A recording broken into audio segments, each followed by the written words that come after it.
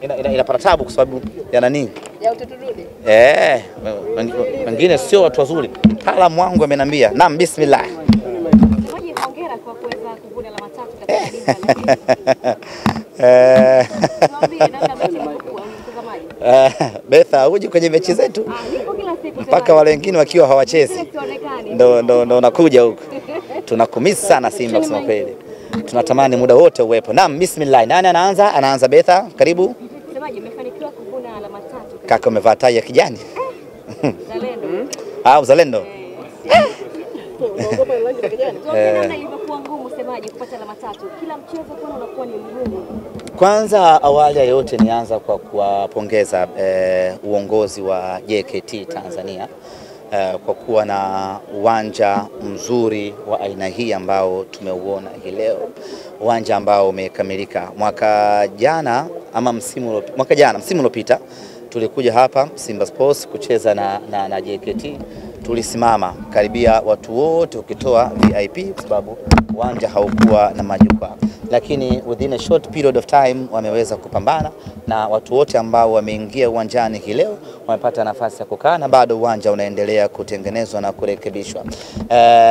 Ni kazi kubwa ambayo inahitaji commitment ya viongozi na of course nani hawa JKT wana hiyo commitment ya kutengeneza facilities nzuri ya mazoezi.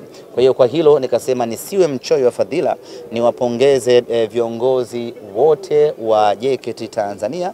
Siwajui sana kivyao vyao, lakini Kamanda Hassan Mabena nadhani anastahili pongezi kubwa kwa hii initiative na hatimaye wameweza kumiliki uwanja kama huu.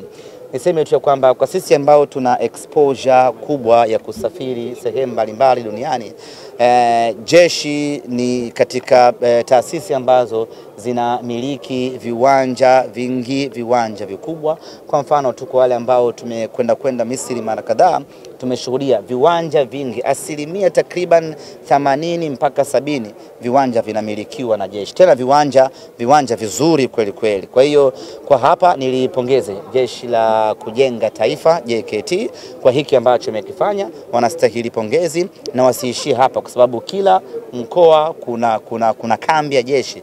Tunategemea kwenye kila mkoa kutakuwa kuna kiwanja bora cha mpira wa miguu, na unapokuwa na viwanja vingi vya mpira wa miguu maana yake unatoa option kwa vijana wengi kupata nafasi ya kucheza na hatimaye tunazalisha vijana wengi kweli kweli. Kwa hiyo nikasema nisiwe mchoyo wa fadhila, ni muhimu nikasema hilo, hata nikifa hii leo niwe tayari nimewapa maua yao viongozi wa JKT Tanzania.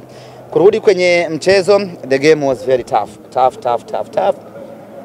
Na katika siku ambayo hatukucheza vizuri ni pamoja na hii leo, wachezaji ulikuwa unaona kabisa wako very down, na hii yote ni kutokana na ugumu wa ratiba tuliokuwa nayo.